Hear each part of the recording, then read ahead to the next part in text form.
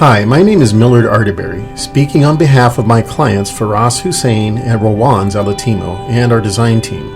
I'm the principal of Arterberry Design, a home design firm based here in Sausalito, and I'm a resident of the town as well. Our team is currently in the planning approval process for a 2,639 square foot family residence with a 377 square foot accessory unit at 177 Cazneau Avenue. Our design meets all zoning requirements. The site is 6,000 square feet and is currently undeveloped. Our lot, like most in Sausalito, is on a hillside, specifically on the uphill side of the street. The slope of the lot is 55%. We began design of the project in 2016, and in 2017 the design was developed enough to share with our neighbors. We invited all the neighbors within a 300-foot radius to a neighborhood outreach meeting. At that time, we were in the middle of the raining season, and there had been many mudslides in Sausalito and in the Bay Area in general. These landslides were on everyone's mind, and the topic dominated the meeting. Since this time, neighbors and city staff concern over the risk of mudslide for our site led to our project undergoing a California Environmental Quality Act initial study. This issue was also brought up in our Planning Commission study session. Based on the slope of the site and the findings from our soils report, there is currently a risk of slide for the site, and this is an issue we take very seriously. I happen to live on Sausalito Boulevard, 4 houses down from a major slide site that killed a resident and destroyed 2 structures, and 4 houses up from the site of the large mudslide in February of 2019 that also destroyed 2 structures. I was awoken in the middle of the night by firemen banging on our door at 3:30 a.m. telling me and my family the hillside was unstable and we had to evacuate. It's an experience I will never forget. Our clients are absolutely committed to the safest building process and home possible. They are raising a family of 3 children and will do whatever it takes to ensure all of the risks associated with the project, including those to our neighbors, are responsibly managed. It is for this reason that we put together this video for the benefit of our neighbors. We would like to briefly go over 1, the general risks associated with the hillside construction in Sausalito. 2, a few of the more significant landslides in Sausalito and the factors that led to them. 3, the specific landslide risks of our site.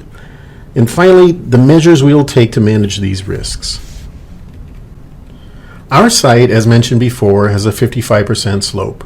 This is fairly steep, just barely walkable.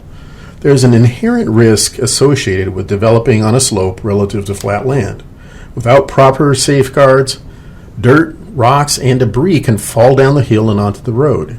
Heavy equipment can also roll down a hill this steep without attention to safety. Thankfully, these risks are well known in Sausalito, as are the best practices to manage these risks. Hundreds of homes in Sausalito have been successfully built with very similar site conditions. Our soils report revealed that the soil profile of our site is typical of the area.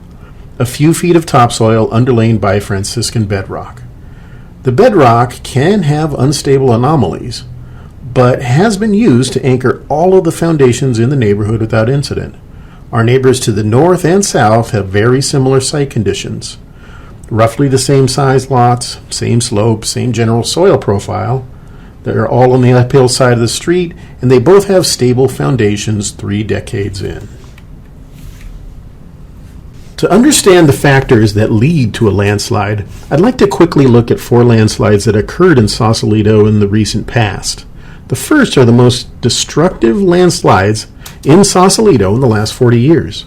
The other 2 are typical of the smaller, more common landslides that have occurred in town in recent years.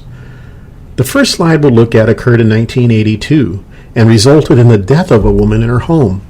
The slide is documented in a Marinscope article dated December 19, 2014.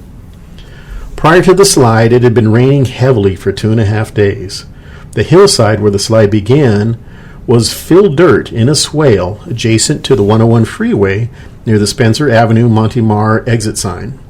Tons of saturated dirt raced down the hill and lifted a duplex at 468 Sausalito Boulevard off its foundation and sent it crashing down the hill.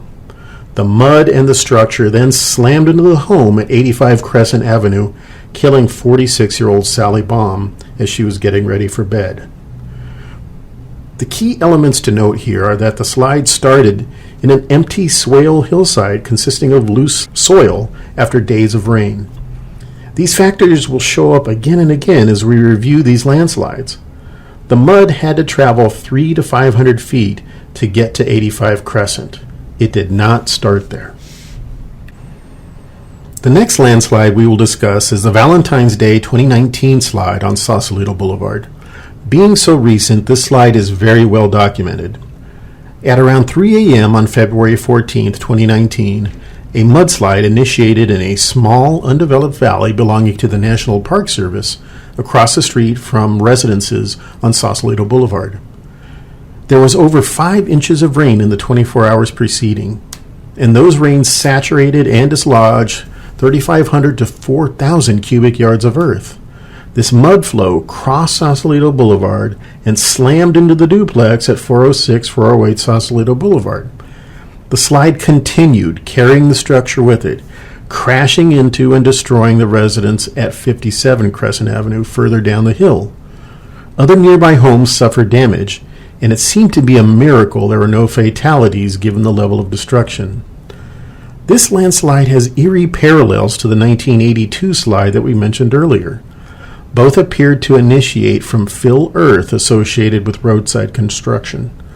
Both started in small valleys after heavy rain, and both crossed Sausalito Boulevard, slammed into a duplex, then carried that duplex down the hill and into another structure on Crescent Avenue. In 1982, a woman was killed, but thankfully in 2019, a very fortunate woman was able to escape one of the destroyed homes with minor injuries. The third slide we'll look at occurred on Alexander Avenue in February of 2017. Here's an excerpt from the report on the slide, completed by Steinmack Associates Incorporated, dated April 27, 2017. Following a period of extensive rainfall, on February 8, 2017, a superficial landslide occurred on the west side of Alexander Avenue, immediately south of the Sausalito city limits. This site is not a swale, but is very steep, much steeper than our site. Like the first slide, we have an empty lot where the surface soil and vegetation decided to slide down the slope after rains.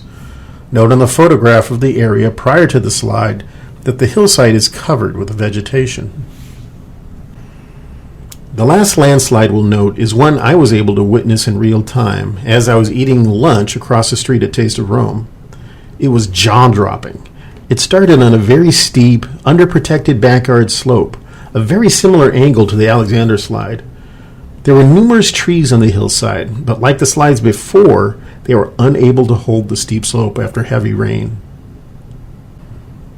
The common factor in all these slides is that they started on open, vegetated land and were triggered by heavy rain. The larger slides both had the contributing factors of fill deposit and swale landforms. The smaller slides were both on very steep, 60% plus slopes. Our research did not uncover any evidence of a house with a modern foundation and site drainage system that dislodged from its anchorage and slid down a hill. The reason is obvious. A well-designed and constructed home is a bulwark against landslides, not a contributing factor to them. Homes act as retaining walls, with their drainage systems safely diverting water flow around the sides of the home and eventually into the city's storm drains, mitigating potential soil saturation. Trees and plants can help hold a slope, but their stabilizing ability pales in comparison to concrete and steel anchored to bedrock. Our clients and design team, our neighbors and city staff are all in agreement that there are increased risks associated with hillside construction. We further all agree that our site has a specifically identified area of loose, potentially unstable topsoil running down its center that is currently a landslide risk. The landslide area likely deposited on the site as the result of an earlier slide is noted in our original soils report, our neighbor's soils report, and is verified by the high-risk designation in the landslide risk map. The mass of this area is approximately 30 to 40 cubic yards, which is about 1/100th the mass of the February 2019 slide. Thankfully, the entire topsoil area of our site, designated as a landslide risk, will be removed as part of the construction process. The known landslide risk will be eliminated. While the possibility exists that the underlying bedrock could contain areas of potential instability, there's no evidence of this. Dozens of homes have been built in this area with no known foundation instability, certainly not on a scale that would cause a house to move down the hillside. To further assess this possibility, our team will be conducting a soil boring to the maximum proposed depth of our cut, 27 feet. This will occur immediately prior to the commencement of primary construction. In order to mitigate the risks associated with construction on a hillside, we will be using well-established best practices in these key areas: erosion control during construction, shoring during construction, foundation design, site drainage, and foundation drainage. And please note, our geotechnical engineer has provided detailed recommendations for earthquake design criteria, grading, excavation, shoring, foundation design, retaining walls, and concrete flatwork. Our design team will be incorporating these recommendations into the design. A detailed erosion control plan for the stabilization of the slope during construction is required in the construction documents submitted to the building department for permitting. The measures that will most likely be used for holding the slope during construction is coconut fiber erosion control blankets staked to the grade with biodegradable wood stakes. These wood stakes will also hold down regularly spaced rows of straw wattle. Hydroseeding, which is a process of spraying a slurry mix of fertilizer, mulch, and possibly seed, will also likely be used to stabilize disturbed slopes. The final design of the erosion control measures will be determined by the civil engineer during the construction documentation portion of the design-build process. During excavation, the perimeter of the excavation will need to be retained to protect the construction workers. The anticipated means will be tieback shoring at the rear portion of the dig and a steel beam and lagging system along the sides. The tieback system uses long steel rods anchored to the excavation wall, along with a reinforcing steel grid. Once the dowels, also known as the tiebacks, and rebar are in place, concrete is shot onto the assembly. This process occurs in 5-foot high to 6-foot high courses, so no more than 5 to 6 feet of unretained earth is exposed at any one time. The steel beam and lagging shoring systems will be used on the sides to ensure there is no encroachment of the shoring onto neighboring properties.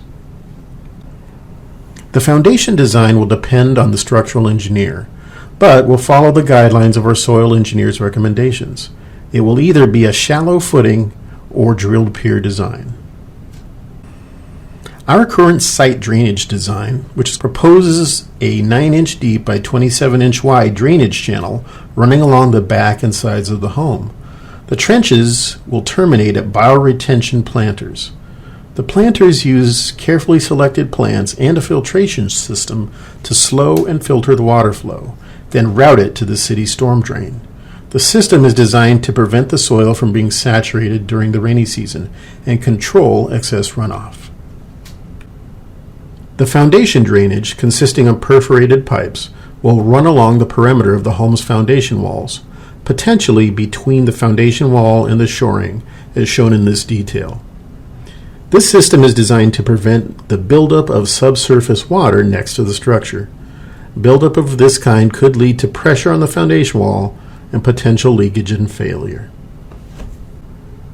In conclusion, while our site contains a section that is a known landslide risk, this section will be completely removed as part of our proposed home project. And with a properly designed and constructed structure using well-established best practices for hillside design and construction, this known risk will be mitigated. Further soils exploration will be conducted prior to construction to confirm the stability of the bedrock. And historically in Sausalito, landslides begin on empty land, not on developed land. This is true in the two most destructive landslides in the last 40 years in Sausalito, in which fill from road construction appeared to be a contributing factor. At this time, we'd like to thank our neighbors for their patience and interest in this project. Please feel free to contact our office with any questions or comments.